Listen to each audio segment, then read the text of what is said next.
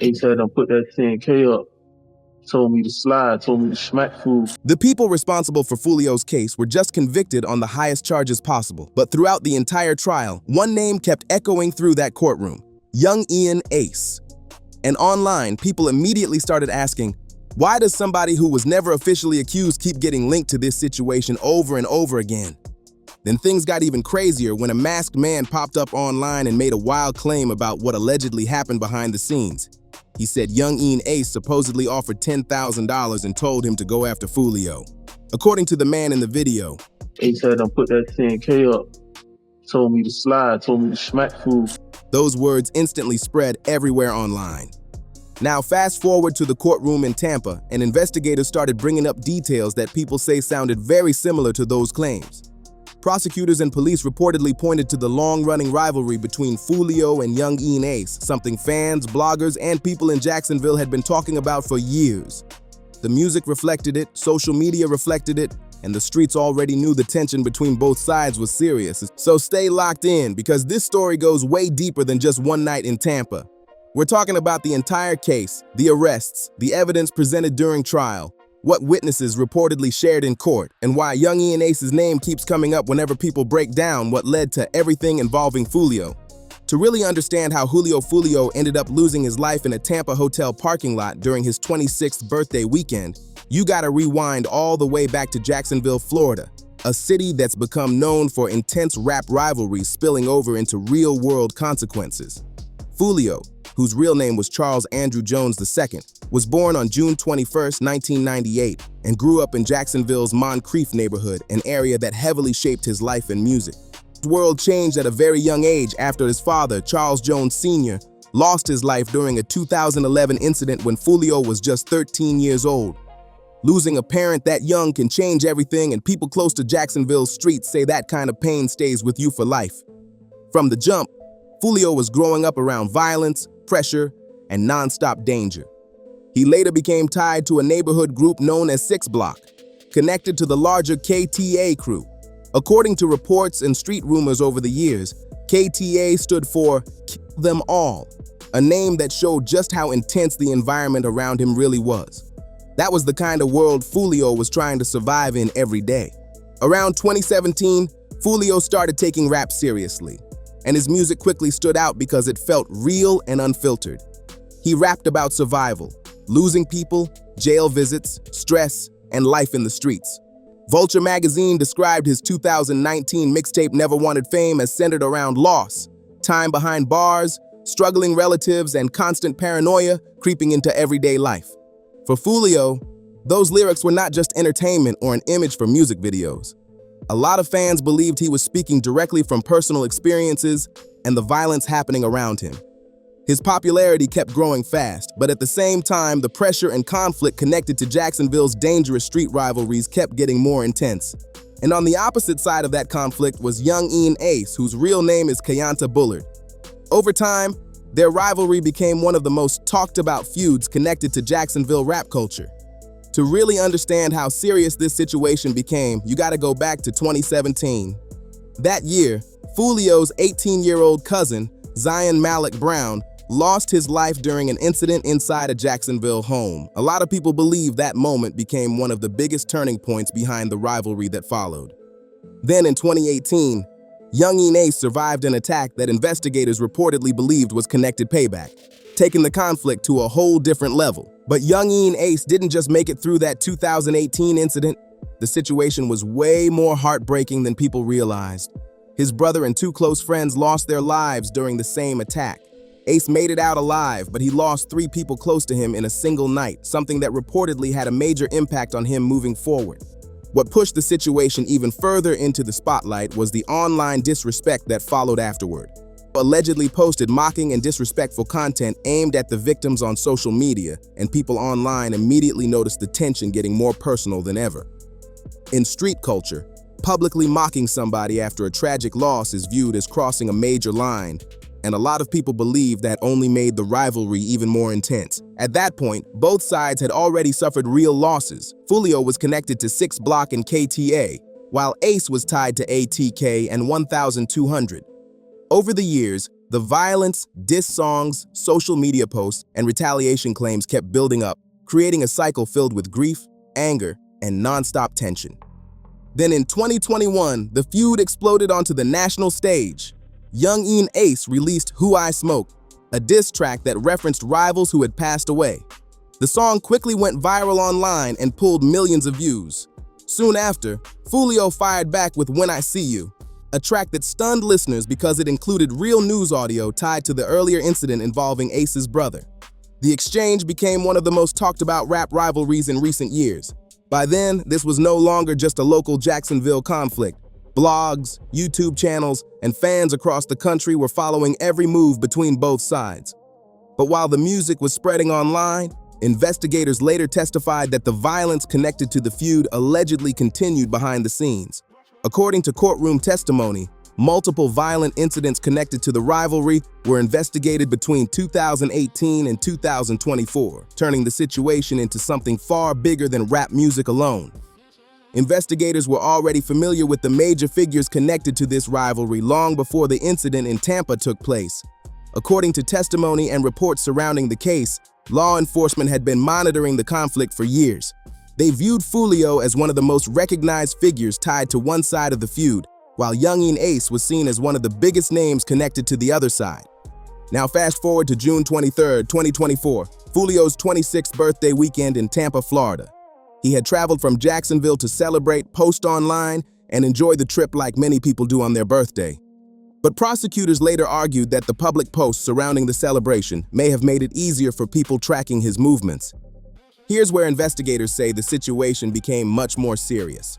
Starting around June 14, 2024, more than a week before the incident, Foolio had been posting flyers and Instagram updates promoting his Tampa birthday celebrations. Those posts reportedly showed locations, party details, and updates about where he planned to be throughout the weekend. With such a large online following watching his every move, prosecutors argued that anyone paying attention could follow along in real time. For most people, posting birthday plans online would not seem dangerous. But according to prosecutors, because of Foolio's well-known rivalry and public profile, investigators believe certain individuals may have used those posts to monitor him closely. Authorities later described the incident as a carefully planned and coordinated attack rather than a random act of violence.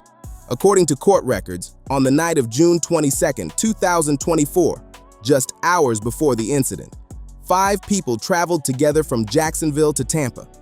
Prosecutors identified them as Isaiah Chance, Sean Gathright, cousins Rashad Murphy and Davion Murphy, along with Chance's girlfriend, Alicia Andrews. Investigators alleged that the group arrived armed with rifles and a modified automatic-style pistol. Authorities also claimed that after arriving in Tampa, Alicia Andrews and Isaiah Chance used a silver Chevrolet Cruze to allegedly keep track of Foolio's movements throughout the night, helping monitor where he was before the violent incident took place. According to prosecutors, Foolio was allegedly followed from location to location throughout the night, with investigators claiming updates about his movements were being shared in real time. Authorities later described the operation as highly coordinated, saying multiple people appeared to have specific roles during the incident. What makes the situation even more tragic is how the location change reportedly happened.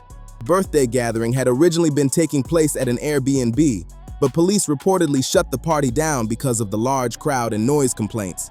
After that, Foolio went back on Instagram and posted updates, letting followers know the celebration was moving to another area near the University of South Florida. Prosecutors later argued that those public posts may have unintentionally helped people continue tracking his whereabouts throughout the night. Investigators said the suspects eventually followed him to a group of hotels along McKinley Drive in Tampa. Foolio was reportedly sitting in the passenger seat of a black Dodge Charger while trying to check into the Home 2 Suites hotel when chaos suddenly broke out. Authorities say 3 masked individuals rushed into action in the parking lot. Surveillance footage reportedly captured them positioned outside before a rapid wave of chaos erupted. Investigators estimated that dozens of rounds hit the area during the attack, creating panic across the hotel property. The Charger's windshield was completely shattered as projectiles struck the vehicle multiple times. During testimony, a medical examiner stated that Foolio suffered multiple serious injuries, including one critical wound that passed through vital organs. He was pronounced deceased at the scene. 3 other people traveling with him were also hurt during the incident but managed to survive. After the attack, investigators say the masked individual sped away in a black Chevrolet Impala. Prosecutors also allege that some of the weapons had been modified in an effort to reduce physical evidence left behind at the scene.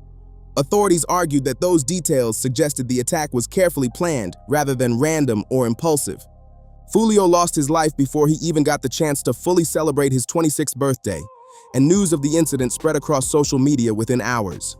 Then the internet went crazy again when Yungeen Ace released a new diss track titled "Do It" on the very same day everything happened. The timing immediately sparked non-stop reactions online, with people debating whether it meant anything or was simply coincidence. Either way, the release added even more attention to an already massive story, but things became even more intense before police had publicly announced any arrests. Roughly 2 weeks after the incident, a video started spreading all over the internet showing a masked man speaking directly into the camera.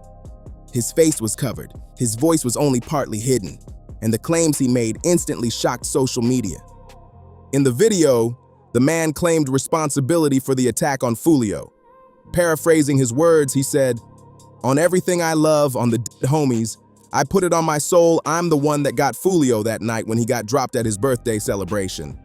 The clip spread quickly across blogs, YouTube channels, and street news pages, with people trying to figure out whether the person was telling the truth or simply chasing attention online. The masked man never revealed who he was or showed any proof to authorities in the video, but he kept making allegations about why the incident supposedly happened and who he claimed was connected to it.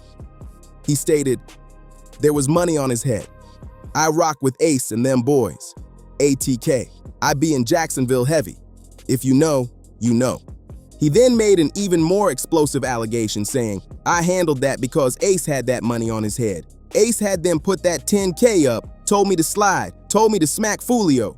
The video sparked huge controversy online because the speaker was accusing Yungeen Ace of putting up $10,000 connected to the incident, a claim that has never been proven in court and still remains an allegation made by an unidentified person on the internet. The masked man in the viral video kept talking and made even more controversial claims. He said, "A lot of people feel that it was on some gang stuff. It ain't even really all that. Ace put that bread up and whoever wanted to take it took it, so I took that." What shocked viewers even more was how calm he sounded while speaking about the situation. The clip spread fast across social media, and people immediately started arguing over whether the man was serious, lying, or trying to build attention online. Legally, though, the video was not considered proof of anything. An unidentified person making claims on the internet does not equal a conviction, and investigators still had to build an actual case using evidence, surveillance footage, witness statements, and phone records. But even without official proof, the video had already changed public opinion because Yungeen Ace's name was now being heavily connected to the case in online discussions and street rumors. When Yungeen Ace was later asked about the allegations, he addressed the situation during an Instagram live session and denied involvement. Paraphrasing his comments, Ace reportedly said he did not support what happened. He also claimed that he and Foolio had supposedly been in contact before the incident and said he had advised Foolio to stay out of dangerous situations and move more carefully. Ace described the situation as tragic, but many people online remained skeptical because of the long history between both sides. Then, as details slowly started coming out in court, the case only drew more attention from the public. Meanwhile, investigators were already moving fast behind the scenes. According to authorities, the investigation involved surveillance footage, vehicle tracking, digital evidence, and travel records. Then on July 29, 2024, just over a month after Food's passing, police announced the first 3 arrests connected to the case. The Tampa Police Department later held a major press conference announcing that Isaiah Chance, Alicia Andrews, and Sean Gathright had all been arrested in Jacksonville. Authorities charged each of them with the highest level homicide charges in connection to the case involving Foolio, and the story instantly became national news. Just 1 day later, on July 30th, Rashad Murphy was also taken into custody. According to police reports, officers located him at a hotel. But when they approached with weapons drawn, investigators say he tried to run from the scene. Officers deployed a taser during the chase, and authorities stated the second deployment successfully stopped him. After gaining access to his phone and social media accounts, detectives reportedly discovered several posts they believed referenced or celebrated what happened to Food. One post allegedly showed NFL figures Tom Brady and Bill Belichick celebrating after a Super Bowl victory, while another simply read, "Hate me kindly." Investigators later pointed to those posts as part of the broader evidence they were gathering during the case. The fifth suspect, Davion Murphy, avoided capture for more than 6 months, keeping authorities searching across Jacksonville. Then on January 6, 2025, police finally arrested him at an apartment complex on the city's west side. Prosecutors later announced they planned to pursue the maximum possible punishment against him, along with the other male defendants charged in the case. As the investigation continued, authorities revealed just how much evidence had been collected behind the scenes. Detectives used license plate reader technology to track a silver Chevrolet Cruze and a black Chevrolet Impala traveling together from Jacksonville to Tampa before the incident. Investigators also collected surveillance footage from several locations, including cameras near the University of South Florida, hotel security video, and even Tesla dash cam recordings from nearby vehicles. Prosecutors claimed some of that footage appeared to show the suspects checking out areas before the violent attack happened. Investigators said the evidence against the suspects kept stacking up fast. According to court testimony, cell tower data allegedly placed multiple suspects near the scene around the time of the incident, while forensic evidence reportedly linked certain weapons and ammunition connected to the case. Prosecutors also claimed that the same type of ammunition connected to what happened to Foolio matched evidence tied to earlier violent incidents from 2022 and 2023 that investigators had already been examining. During search warrants tied to locations connected with the suspects, authorities said they recovered firearms, ammunition, magazines, and tactical-style gear. Detectives documented and collected everything as part of the investigation, building what prosecutors described as a large amount of physical and digital evidence. Then there was the interrogation footage involving Davion Murphy, which later became one of the most talked about moments in court. According to investigators, surveillance cameras inside the interview room captured Murphy, making hand motions that prosecutors argued appeared to reenact the incident while he believed nobody was paying attention. That footage was eventually shown to the jury during proceedings, adding even more attention to the case. Prosecutors argued that several mistakes made by the suspects helped investigators piece the case together quickly. Law enforcement agencies had reportedly spent years monitoring violence tied to Jacksonville street conflicts, which investigators say helped them recognize patterns, affiliations, and movements connected to the case. But here's where the story takes another major turn. Once the court hearings officially started, one name reportedly kept surfacing over and over again despite not appearing on the list of defendants: Yungeen Ace. During one of the first major hearings on January 16, 2025, Davion Murphy appeared in Hillsborough County Court for a bond hearing that reportedly lasted around 5 hours. Throughout the hearing, detectives from both the Jacksonville Sheriff's Office and Tampa Police Department described the long-running rivalry they believed ultimately led to what happened to Food. And according to courtroom reports, Yungeen Ace's name repeatedly came up as investigators explained the history behind the feud and the tensions between both sides. During the hearings, several investigators took the stand, including Jacksonville Sheriff's Office Gang Unit Detectives Richard Meter and Chris Drabeck, along with Tampa Police Detective Juan Ramos. According to their testimony, Yungeen Ace, whose real name is Kayanta Bullard, was described by investigators as a major figure connected to the ATK group. One detective testified that ATK was believed by law enforcement to mean Ace's top killers, although the officer also clarified that this interpretation had not been officially proven in court. Detectives went on to describe the rivalry between both sides as a long-running conflict involving some of Jacksonville's most visible rap figures. According to testimony, investigators viewed Food as a leading figure connected to one side of the feud, while Yungeen Ace was described as holding a similar level of influence on the opposite side. Prosecutors painted the situation like two rival camps locked in years of retaliation, music disses, and violence. The court also heard testimony regarding Davion Murphy's alleged ties to 1200, a group investigators claimed was affiliated with ATK. Prosecutors argued that several of the suspects connected to what happened to Foolio were allegedly tied together through that broader network. However, no evidence presented in court publicly accused Yungeen Ace of direct involvement in the case itself. For Rashad Murphy, investigators testified that the conflict allegedly became deeply personal. Detectives told the court that his cousin, Jorod Adams, lost his life during an incident at a Rains high school football game in 2018. Prosecutors also stated that Foolio later mentioned Adams in music lyrics viewed by some as disrespectful, which investigators believed added even more tension to the ongoing feud. According to testimony, Murphy reportedly told police he disliked hearing his cousin referenced in those songs. Because of the allegations surrounding gang affiliations and the seriousness of the case, the judge denied bond, while prosecutors announced they would pursue the harshest possible punishment. But even after that hearing, Yungeen Ace's name reportedly continued surfacing throughout later proceedings. During Alicia Andrews' trial in late 2025, Detective Richard Nieder again testified about the structure of the ATK group and described Ace as a central figure connected to the organization, keeping his name tied to the courtroom narrative once again. During testimony, investigators explained that law enforcement had been closely monitoring social media activity tied to the Jacksonville feud for years.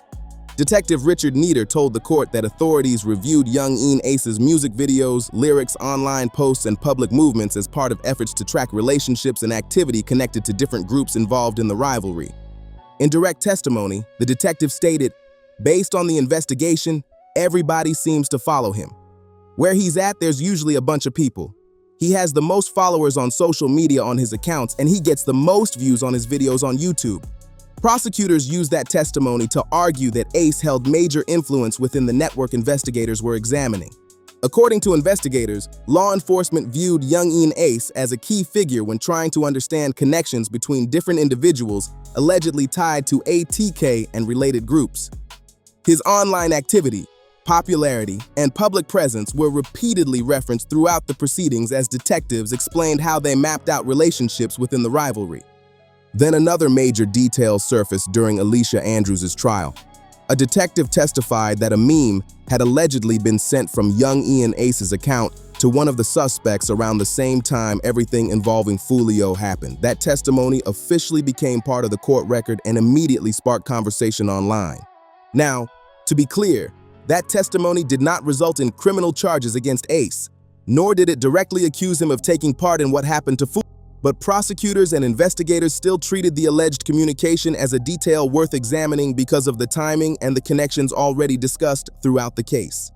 Then came April 22, 2026, when the main Tampa trial officially began for Isaiah Chance, Sean Gathright, Rashad Murphy, and Davion Murphy.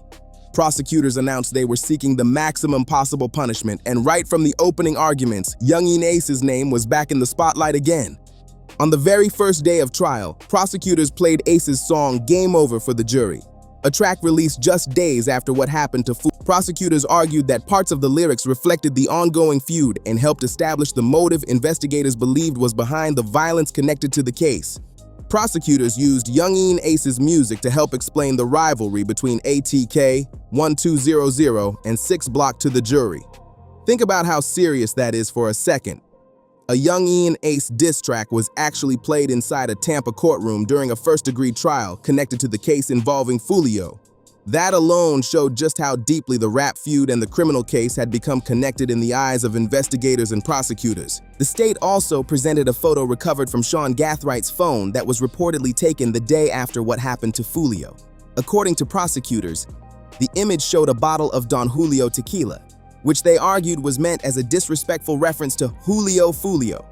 Investigators claimed the post was intended as a taunt connected to the case, and the jury was shown the image during trial proceedings. Throughout the case, jurors were presented with a massive amount of evidence.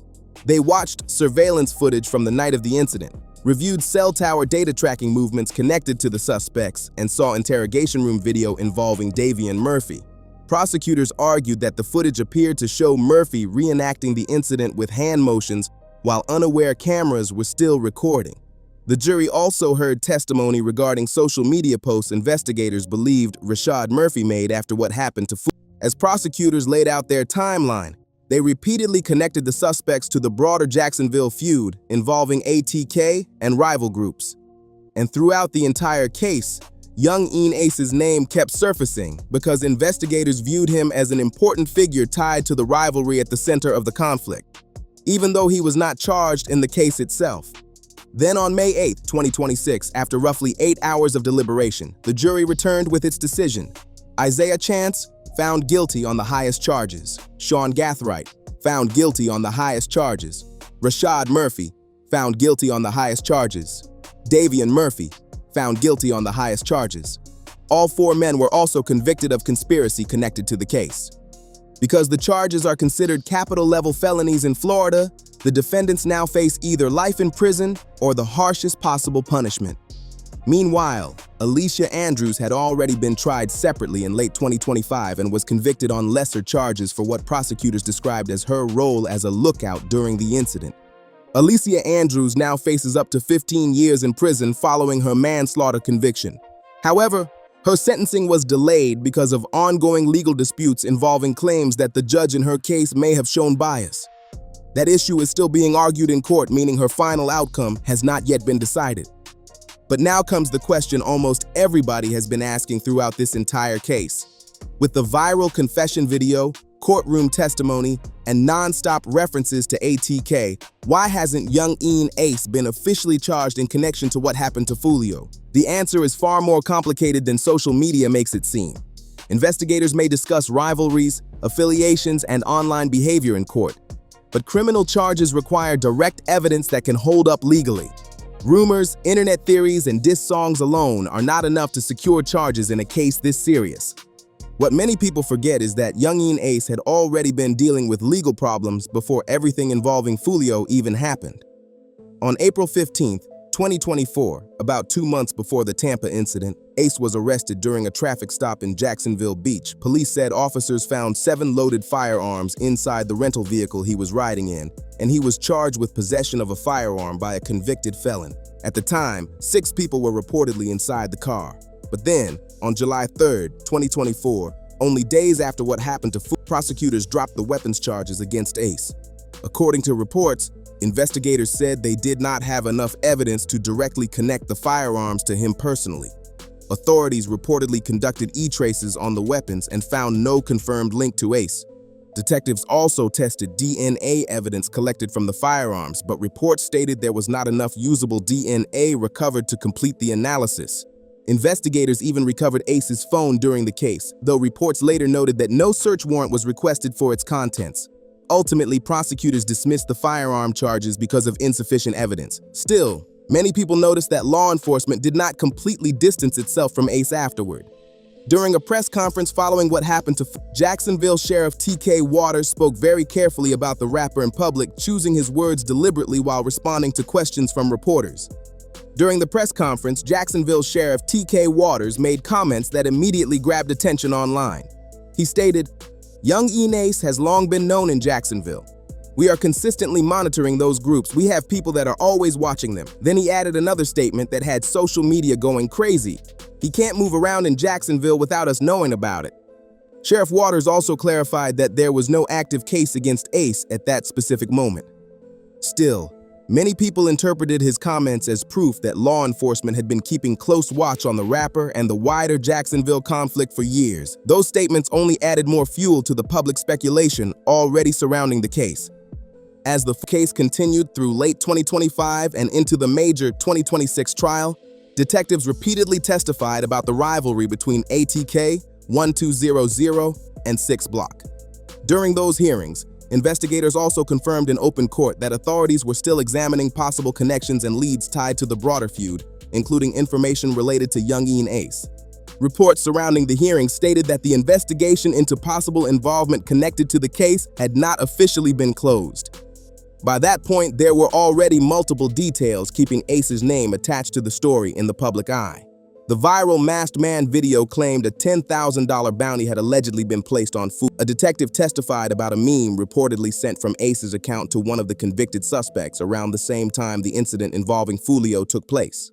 Prosecutors also repeatedly referenced ATK throughout the case, while one of Ace's diss tracks was played for the jury during trial proceedings. But despite all the online theories and courtroom discussion, the legal system works differently than public opinion. Investigators and prosecutors must prove criminal involvement beyond a reasonable doubt before charges can move forward in a case this serious. That legal standard is extremely high, especially when the harshest possible punishment is on the table. and authorities are unlikely to move against anyone unless they believe the evidence is strong enough to hold up in court. From a legal standpoint, prosecutors have to move carefully. If a file charges too early without enough evidence and the case fails in court, double jeopardy protections could prevent someone from being tried again for the same offense. That's why many legal experts believe investigators are taking their time while continuing to examine every possible connection tied to the case. Right now, prosecutors have already secured convictions against the alleged individuals involved in the attack and the reported lookout. The bigger question people keep asking is whether investigators believe they can build a stronger case reaching beyond those already convicted. What makes this entire situation even more heartbreaking is that Foolio seemed fully aware of the danger surrounding him long before the Tampa incident ever happened. Over the years, he survived multiple violent incidents that many fans believed showed just how serious the Jacksonville feud had become. In July 2023, Foolio survived a violent incident in Houston, Texas. Then in October 2023, less than a year before he lost his life, he was reportedly injured in the foot while driving through Jacksonville. Investigators later connected Gathright, one of the men eventually convicted in the Tampa case, to that earlier incident as well, according to courtroom testimony and reports tied to the investigation. By April 2024, only 2 months before he lost his life, Julio was already openly speaking online about the danger surrounding him. In an Instagram post, he referenced what he described as the tragic multiple attempts on my life. That message caught attention because it showed he publicly recognized the threats surrounding him and understood how serious the situation had become. Then after Foolio lost his life, Yungeen Ace claimed during an Instagram live session that he had supposedly spoken with Foolio before the incident and advised him to stay low-key and move more carefully. Whether that conversation actually happened has never been publicly confirmed. But one thing nobody disputes is that Foolio continued living very publicly online despite the risks around him. He kept posting his locations, sharing updates, and letting followers know where he would be. When he uploaded those birthday flyers on June 14, 2024, 9 days before the incident, prosecutors argued that the posts essentially gave anyone watching a full roadmap of his movements, schedule, and celebration plans. And according to investigators, people allegedly tracking him were paying very close attention to every update he shared. Prosecutors argued that social media posts played a major role in the final chain of events leading up to the incident. According to investigators, once the birthday flyers and location updates were posted online, the people accused in the case allegedly began organizing the final stages of the attack. Authorities claimed the suspects used those public updates to follow his movements throughout the weekend. That's what makes the situation so tragic to many people watching the case unfold. The same social media platforms Foolio used to grow his fan base, promote his music, and stay connected with supporters were allegedly used against him in the end. What helped build his career also exposed his location in real time to people investigators say were closely monitoring him. Beyond the controversy in the feud, Foolio also left behind a music catalog that connected deeply with fans who related to his life experiences and storytelling. Before he lost his life, he released projects like Life of Me in 2022, Final Destination in 2023, and Resurrection in 2024. Despite all the violence surrounding him, he remained active musically and continued building a large audience online, gaining over 1 million followers on Instagram and millions of streams across platforms. Throughout the court process, Foolio's mother, Sandricus Mays, became one of the loudest voices demanding justice for her son. She regularly spoke online during the hearings and reacted publicly to major updates in the case. Then on May 8, 2026, when the guilty verdicts were finally announced against the 4 defendants, she celebrated on Instagram using bottles of Don Julio tequila, reclaiming the same image prosecutors said had previously been used online to mock what happened to her son. She captioned the post, "Justice for Foolio." After years of investigations, arrests, court hearings, and emotional testimony, the people accused of carrying out the attack were convicted. But even with those verdicts, one major question still hangs over the entire case. Was there someone higher up directing everything behind the scenes? Investigators secured convictions against the alleged individuals involved in the attack and the woman accused of tracking location, but speculation continues about whether authorities believe another figure may have helped set everything in motion. The anonymous masked man in the viral video claimed Yungeen Ace was connected to the situation. Since then, investigators have confirmed that aspects of the broader Jacksonville feud are still being examined, and detectives repeatedly mentioned Ace during testimony connected to the trial.